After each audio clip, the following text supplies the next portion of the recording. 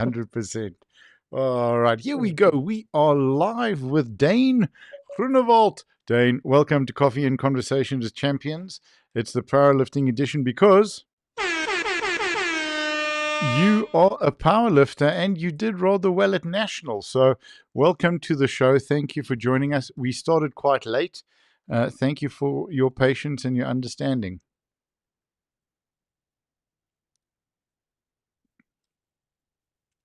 Thank you so much for having me on. Really appreciate it.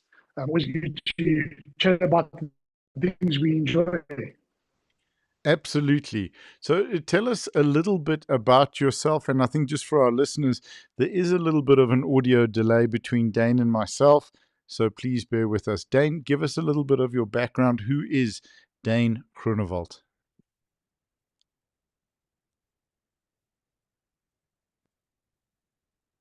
Well, not too much to say, not as interesting as the previous guest, but just a little bit about myself. 34 years old last month, well, 2 months ago. So starting to, not as young as I once was, but not old yet, not close to masters yet. Father of two, try work as hard as I possibly can, and then as often as I really can, get to the gym and try lift as heavy weights as possible. Is pretty much the story. But that's a perfect story. How did you get involved in powerlifting? What's the backstory behind that? Yeah, so I think like most of us red-blooded South Africans, being strong is quite important. And coming back from a rugby background throughout high school and playing a bit of club rugby afterwards, gym was quite important to me. After I realized I wasn't going to be a Springbok and rugby was just more of a pastime and the injuries were too much, got a bit more involved in the gym. What actually ended up happening, my wife convinced me to try a CrossFit class. Um, then I was in the CrossFit class, couldn't breathe, and I noticed a particular South African strongman training in the corner doing some deadlifts. Uh, Decided I'd rather join him because that looks a lot more fun than running around the field. Yep. And slowly that progressed into the sports of powerlifting. I tried a little local competition hosted by a friend of mine. Ended up doing quite well in that. And then it kind of died down a bit, getting married, having kids, as those things take a bit of time. And about 2 years ago, I reached out and I thought, if I want to do it, let me do it properly, and got involved. And so much so that we got to the point we we're at today. Okay, absolutely fantastic. I love the story of CrossFit because remember, as powerlifters, our cardio is loading and unloading plates. That's as far as we want to go. So thank goodness there was a strong man there to rescue you from the from the cardio side. Just to go back a little bit with your school, your rugby career, the club rugby. What high school do you want to give a shout out to? The high school, to your club? Yeah, so I attended quite a well-known all-boys school in Johannesburg, Parktown Boys. So started there, played first team rugby, quite a couple of games for first team. I was lucky enough to captain the first team there. Sure. So that was awesome. Got to play. I played a bit of rugby at more junior years. I played at some games for Pirates Rugby Club, and then moved on to play Wits after school. That just rugby, which is obviously a great platform for young guys. So we were playing there, and so from there it was, rugby was more of a social thing, playing course-ice rugby and those type of things. But it ended up being more fun, taking it too seriously. So unfortunately that faded away. But that was how the game went from there. Okay, fantastic. Listen, I've worked with a lot of high school kids, and it does become a challenge when sort of you realize you're really good, but you may, sorry about that. That should have been on silent. That you may not be making the Springbok team. So at least for me in high school, I never had that problem. I wasn't even selected, so it was great. No pressure. Like Yep. Go I ahead. think with that, we all have a dream of it. But I don't know what the number is of high school boys that play rugby between the ages of 16 and 18. But I was actually listening to a Rassie Erasmus podcast today, and there's only been 900 Springboks. Wow. So your odds are quite limited, I think. In terms of very, very 100%. We just had a message from Dean Coleman. He says, how's it, Daine?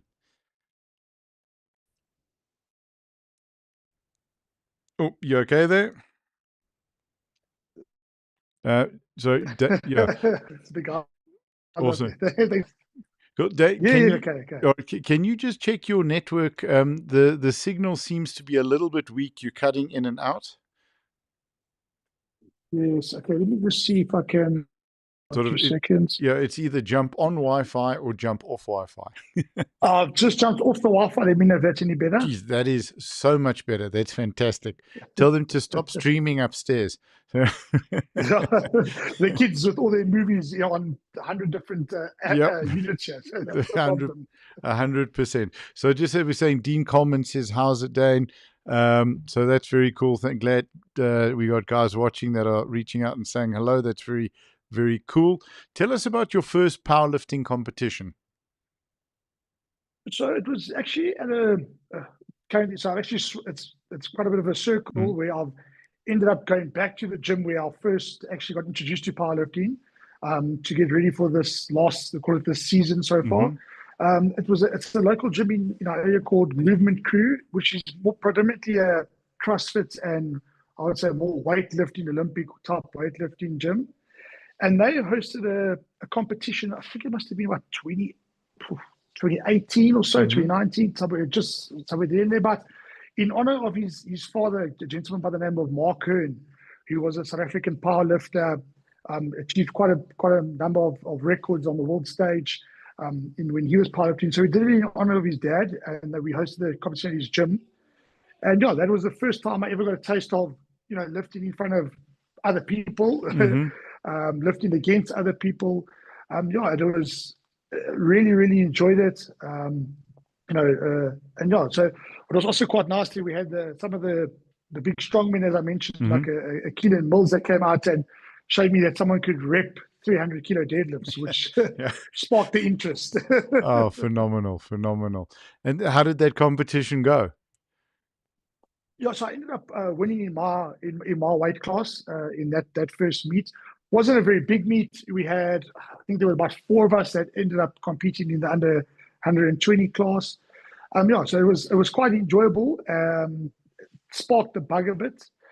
Obviously, and then we got fairly. But the numbers that I pulled there, if I look at them today, I was like, "What? How did I ever win anything on those numbers?"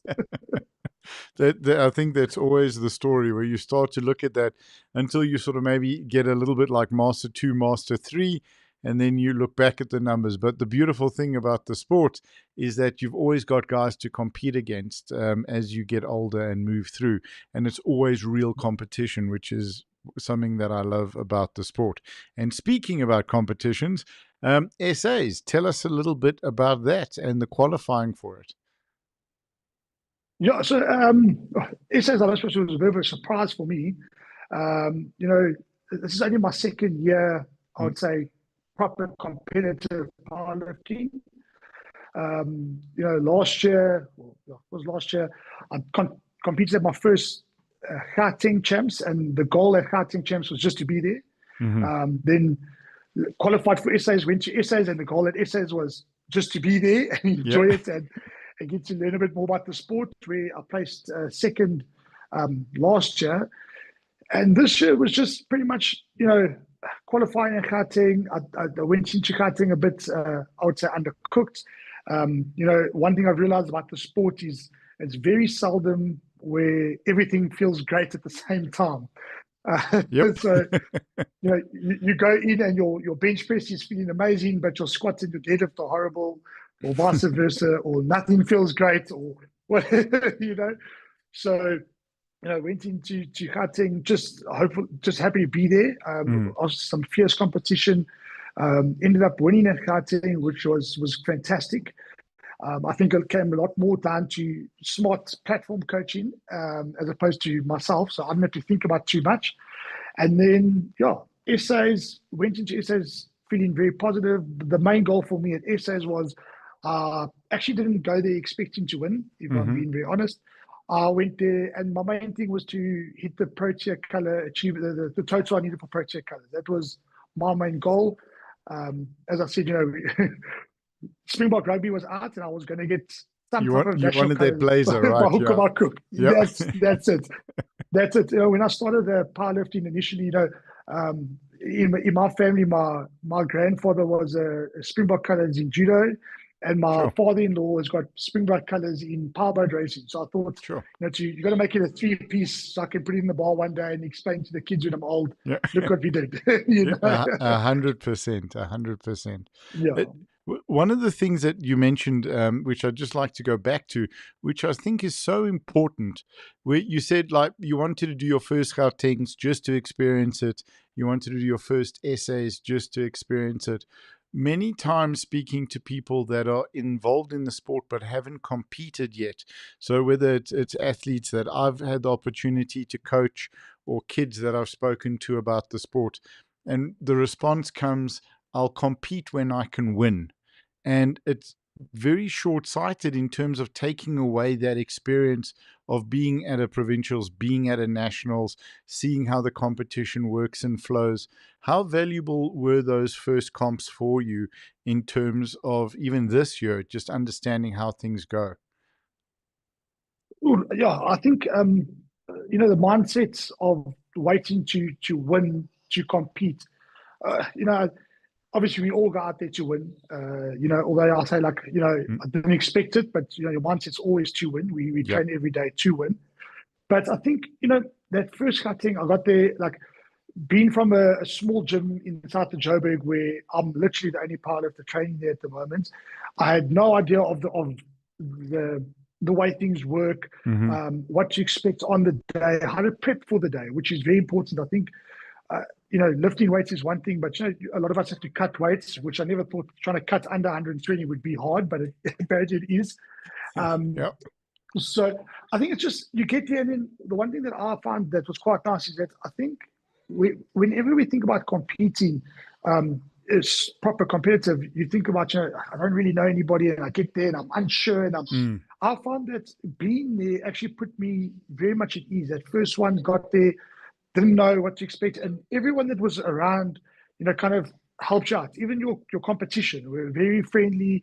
A lot of the guys reached out afterwards to see if we could train together, or follow you on Instagram, and every now and again you get a badge, or this is looking great, or that's looking great, and whatever the case would be. So I think as a community, the community is quite positive. I think getting on a platform, I'd say to anyone, even if you're thinking about it, it's go there. There's so many local club meets. If you're thinking things a bit out of your reach, or provincial comps out of your reach, go to a club meet, and you'll see that going there, and yes, you might not be hitting the totals of the guys at the top, but being there, there's always someone to compete against, because there's always someone else that's having their first time, or isn't exactly where they want to be. But I think just the competition itself is great, and I think it's a great testament to where you are. A lot of us think that we're pushing to the limits until you get up against another guy that's better than you, and now you know where you're chasing. And I think that's 100%. Important. Yes, keeps on setting those goals. That's such a great answer. Absolutely love that. And each one of those points, it's spot on. Talking about nationals, what was it like for you this year? And what was taking gold like? Yeah, so it was really, really, really cool. As I mentioned previously, I went in a bit worried about weights. It's sometimes it gets a bit lonely when you're trying to do those weight cuts. We obviously out in Potch. The family, it's the first time where I've gone by myself, where normally I have my wife or wife and kids with me. So I sit there by myself, get a bit lonely. It's like thinking, I think I checked my weight about 300 times the night before. But we went in, made the weight, which is, I think, sometimes is the first step in the competition, is to make that goal. And I saw it was quite nice to see a lot of the other guys stressing as well. So we were all in the same boat. And I think after our provincials in Gauteng, which was a hard fought comp as well, we went in and I knew kind of what the competition was going to be like, and there was going to be fierce. And yeah, so it went.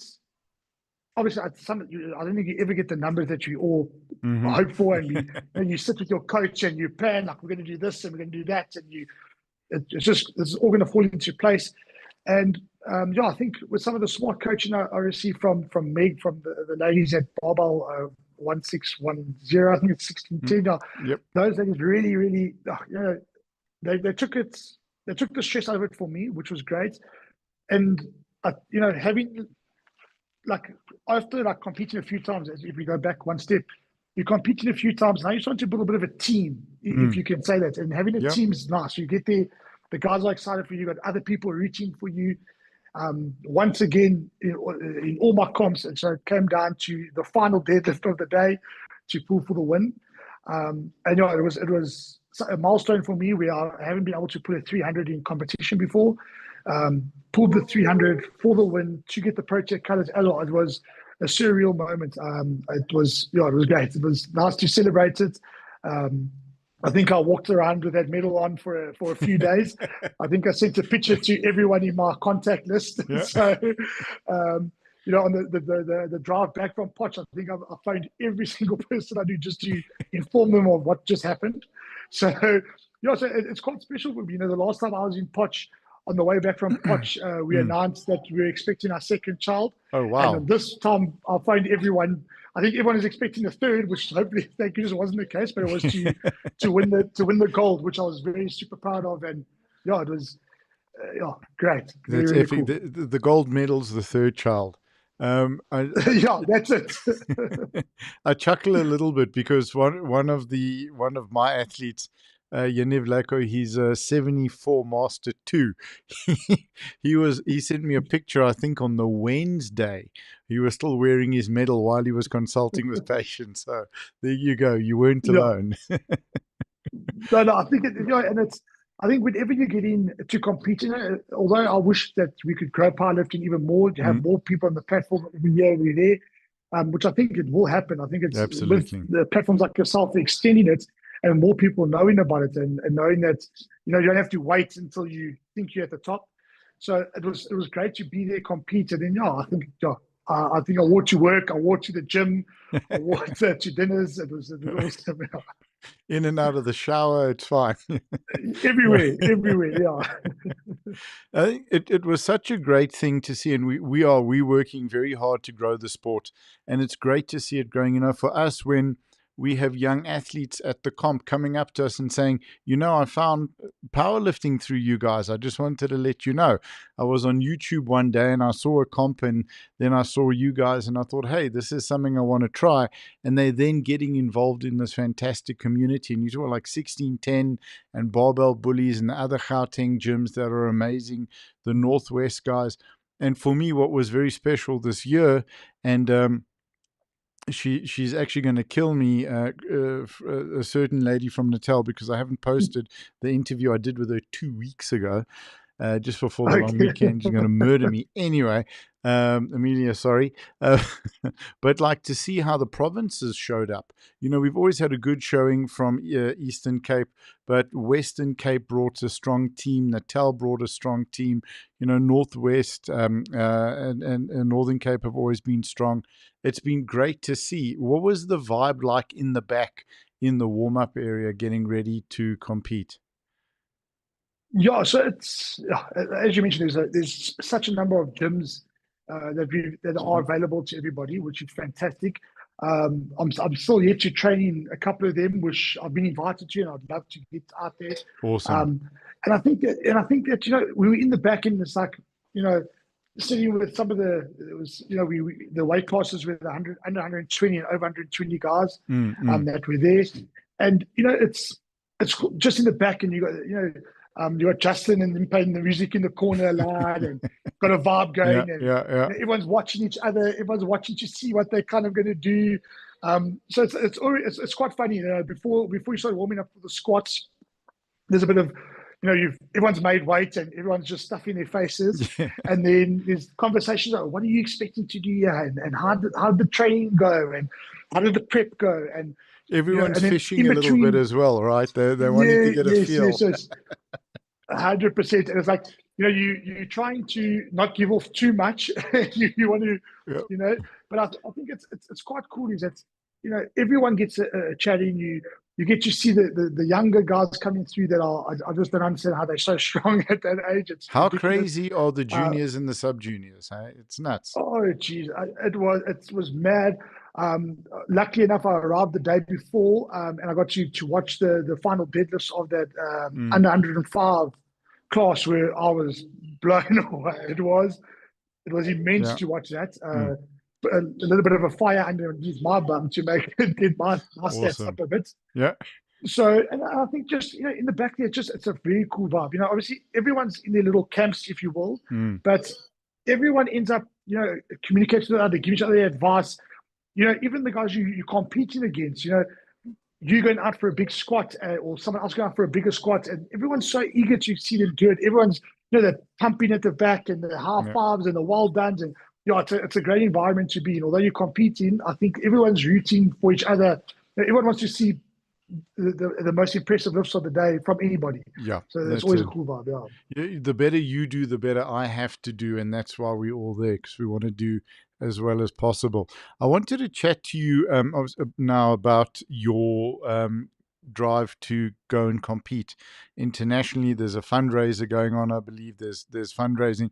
And it's so important. That really was the initial reason for us putting these podcasts together, to give athletes the opportunity to get exposure, to get some content available for their social media, to give the sport some exposure. Because every person that I've spoken to that's had the opportunity, and I'm talking maybe over the last 20 years of representing South Africa and having that experience, has brought back so much in terms of the stories and the experience, and they've shared that with everyone around them, and everyone around them has benefited from that.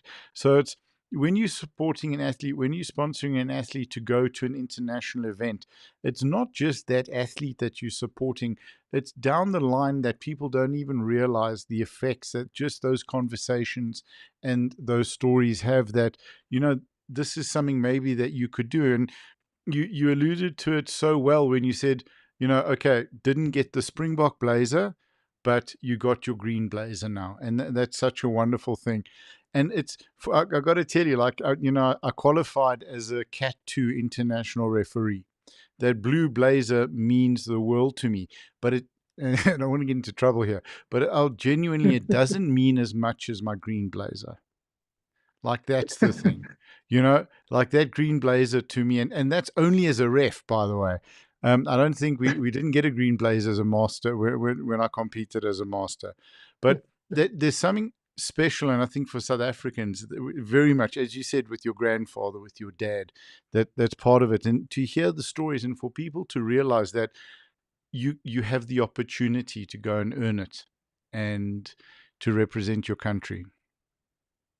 Yeah, I think it takes you like at the end of last year, I had the great opportunity to compete at the I think it's the Asia Pacific African Games, which happened in Poch. I was lucky enough that I was allowed to compete there, and I said to my wife something that you think about it and you think, we're tough. We're not gonna. I said just singing the national anthem with all the other South African athletes that were there was something so special, and. We also, as South Africans, we take a lot of pride in, especially in our sporting side, to be the best at everything we do in terms of sports. 100%. So when obviously being able to win now and having the opportunity to go over to Germany to compete, it was something I never thought was going to happen. If I'm being honest with you, it wasn't. I thought it was going to take me a few more years and a bit more tries and a bit more sweat and hard work in the gym. But luckily enough, the opportunities here, unfortunately, as we know, a lot of the sports have to be funded by themselves to get across there, and it does end up being quite pricey.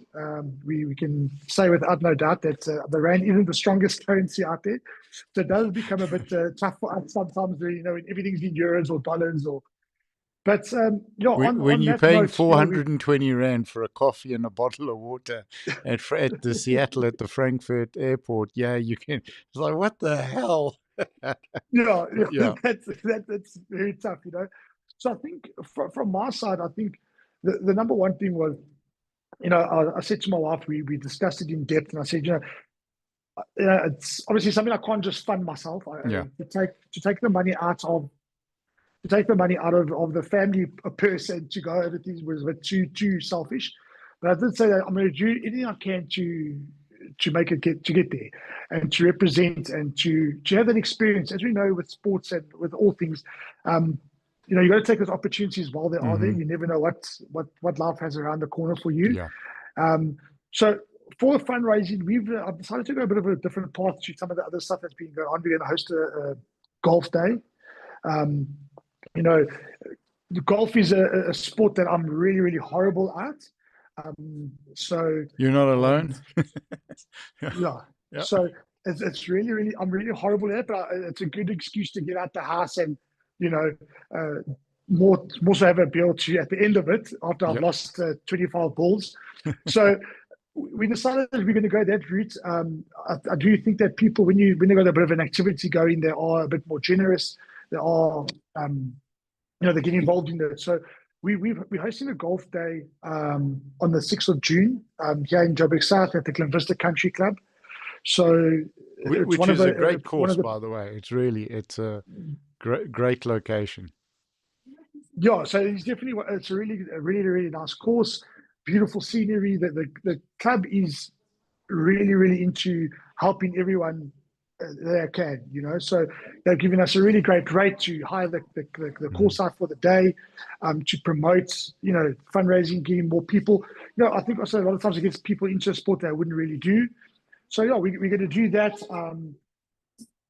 Sorry, I got my son trying to talk to me as well. Yeah, sure, give him a shot. So then I'm going to ask a question. So are singlets compulsory? At the golf day, I would say hopefully not, because oh my goodness, that's one of the worst outfits, to wear. You don't want to see stuff swinging, hey? No, not at all. Yeah. I am trying to get a bit of I want to try and get the gym to organize maybe a bit of a deadlift there, and just show people that it's not that easy to lift double your body weight, or sometimes even a bit more. Yeah. So so we're going to get it going and see how it goes from there, and hopefully we raise the funds to get there. A lot of what's been nice is that we've pushed it across social media, and we've had a lot of, especially from some of the old boys that I was at Parktown with, reaching out. We can't be here, we're in London, but we'd love to sponsor or donate towards it. We've had I've reached out to one or two South African sportsmen that have offered, just out of the goodness of their heart, to give signed jerseys and, memorabilia of their own, sure. To auction off and raise funds. So it is great, and I just think hopefully we get to the number that we need to, and we get across to Germany to represent. So I think you also have to reach out to, I don't know if you know John Crane, he's ex-Parktown as well. His blood is John is a 120 plus master 11. I'm just kidding. There's a master 2. I'm going to get into trouble here. So John's a great lifter. He was at SA's now. He's hoping that they're going to bring in a 140 plus class. And kidding, John, I'm getting into trouble again. But so I'm going to share his details with you. And he's a great Parktown old boy, and he's got great networks with that as well. So how does the golf day work? How do people support you? How do they get in touch? So I've been advertising quite a bit on the platforms, and on my social media. The guys can reach out. So what we're doing is you can get your 4-ball. Obviously, half the 4-ball covers the cost of the course. The other half of it goes towards the sponsorship. The 4-ball will include your 18 holes, a cart, halfway house, and a small dinner afterwards. Sure. So it's quite a bit for that. Like I said, the golf course is really getting behind us and helping us get that together. If golf isn't your game, you just want to get involved. Otherwise, we are doing some whole sponsors as well, where that money also goes towards towards the donations and that type of thing. Yeah, so can you that's give how we're us going to some be sort working it there. of how much are the 4 balls? Are there still some available? Yes, we do have some available. I think it was a bit of a tough time to launch it. May and April and May for South Africans is basically Droog. pre-holidays. Yeah, droog. Yeah. So everyone's been away on holiday. So we do have a good turnout. But we're not sold out yet. So a 4-ball, we charge in 4,000 Rand a 4-ball.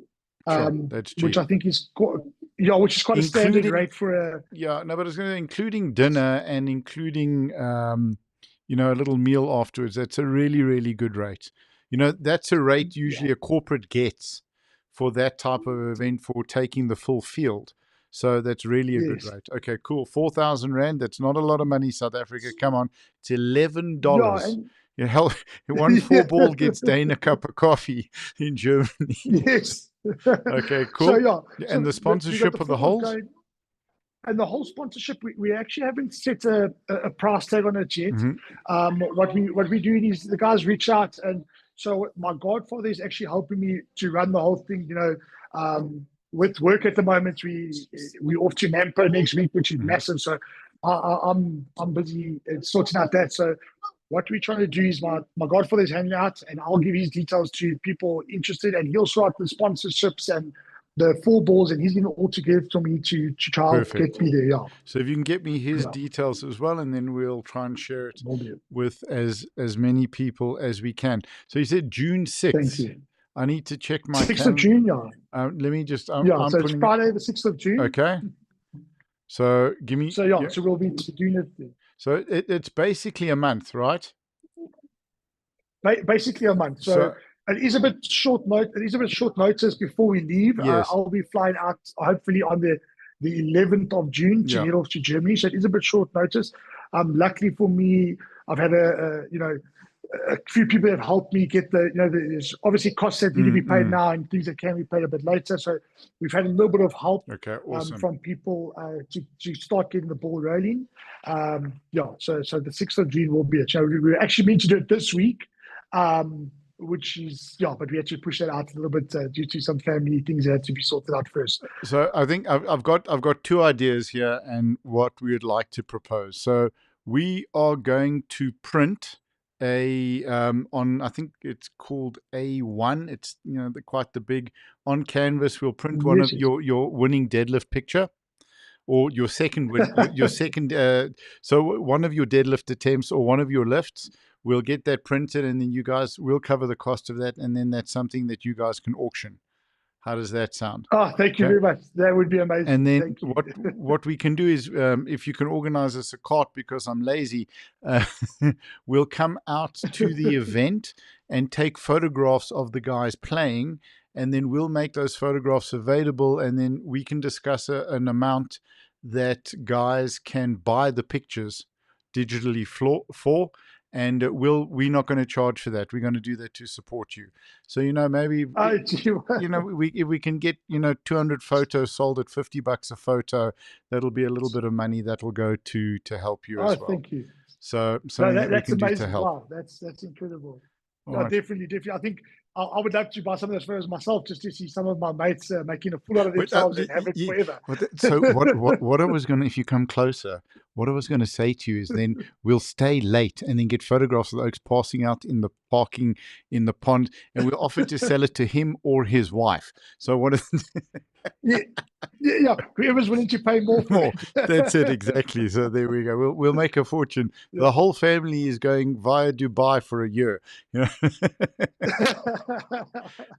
Awesome. Oh goodness! Well, that's amazing. Thank you so much for that. That's really, really our pleasure. Talk about putting your money where your mouth is. Yeah, thank you so much. No, really 100%.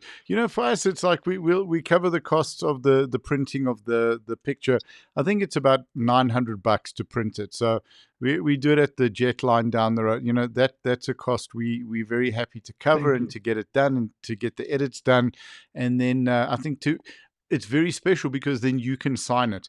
Maybe even what we'll do is we'll look at, instead of taking a 4-ball, we'll do one picture of each of the 3 lifts, and then we can put those up for auction.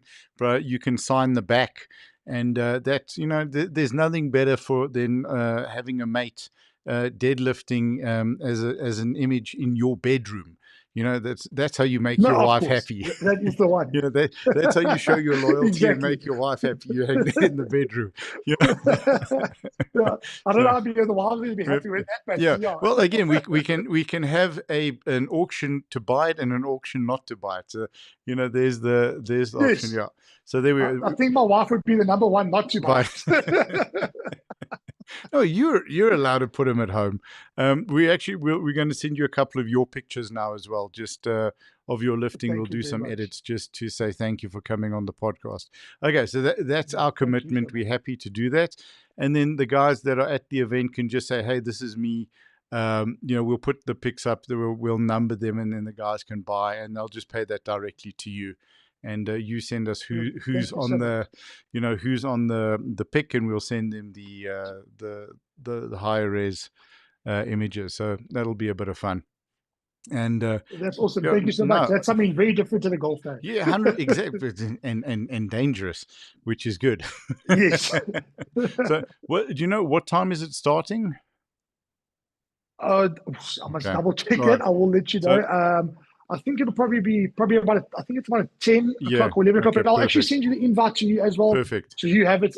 All the details are on there. So the details are just slipping in my mind. No, 100%. And then we'll share that online. So just before we wrap up, because I know your family's wanting you back and we really appreciate your time. 3 quick questions. My favorite thing, this is what I love asking. And we've already, usually I ask as well, why should people get involved in the sport? But we've covered that when you spoke about your experience in the back and in the holding area and the incredible support and community and coming out to the competitions. Yeah. So first thing, what do you love most about powerlifting? Doesn't have to be anything serious, by the way. It could be feeding after the weigh-in. The feeling is great, but I think the main thing that got me involved in it is that I think just seeing what you're capable of doing. Really, that's the thing. I think we look at stuff sometimes on social media and stuff. It looks like stuff so easy to do, and then you go do it, and it's actually a lot harder than you think.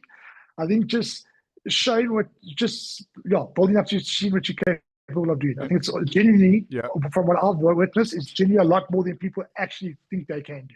How big a thing were the commands on the bench press for you? That lifting versus gym lifting. Oh no, that took some getting used to. Yeah. The bro splits at the gym were chest and bars, which Barnes those that weights off your chest and walked out of there feeling very proud of yourself, and then you realizing that you had to actually stop the bar before it went back up. And that caught me out a few times actually. 100%. That's a great, I love that answer. Second one, doesn't have to be serious. What drives you mad about powerlifting? That I don't lift enough weights. Okay, 100%. Perfect. Okay, cool. So, gotta love that. I think it's such a wonderful gift when you start working with a program, with a coach, you start refining your technique, getting advice. Once you've got your technique sort of 70, 80% locked in, then you can really start working towards the numbers. And I think that's what makes it super fun and super frustrating. So, super frustrating. And I think we've all gone through this. I think if anyone has competed, you'll go, I deadlift conventional, but look how that guy's doing it sumo. Let me try sumo. Then you realize it's not just that easy switching over. No, it's not. You're like, so I think we all do that. You go through those. Should I grip it like a grip it? So that's frustrating. But I think the worst thing is like when you got a thing in your mind that you think you can do, and sometimes you try that weight so many times and it never goes up.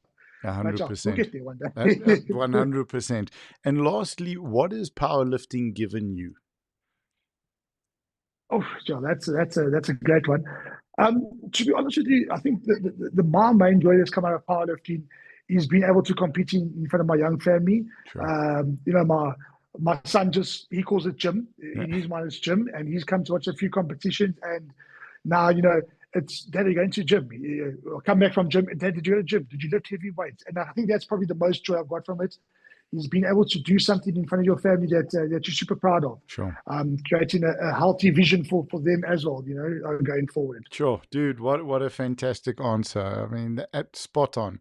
And what a legacy and gift to leave your family and your children, to instill in them. That you can be strong and you can work towards being strong. No, Sure, 100%, John. absolutely That's I think it's a very important thing. Dude, phenomenal. Thank you, Dean. Really, so Daine, I'm looking at Dean Coleman's No message. Daine, thank you so much for your time. I know it's family time. Thank you for accommodating us so late. It's been fantastic. Thank you for allowing me on. I appreciate it. No, our honor and privilege. This is why we're here. This is what we do. I'm going to send you your picks, if not tonight, tomorrow morning. And we can pick 3: squat, bench, deadlift. We're going to get them printed up as well and then signed, and those are going to go on auction. And just remember, ladies and gentlemen, it's probably going to be cheap before you become world champion. So they need to take advantage of this now. Like we were right there, one of one. Let's take it now. Yep, 100%. Exactly. Thank you so much, and I really appreciate that offer. Really hits home, and I really do appreciate that. Thank you. Absolute pleasure. And I could think of nothing better than spending the day on a golf course without having to play golf in front of people. So because I think I might have to pay you to get rid of those few of those. Nick, play this hole. I'll take the photos. Yes, exactly. Awesome. Daine, I'm going to shut we're going to end the live stream. A big thank you to everyone who was watching, to the comments. We've had lots and lots of views on YouTube and on Instagram. So thank you to everyone for watching. Is there anything you'd like to say just before we end, and then I'll chat to you off air quickly?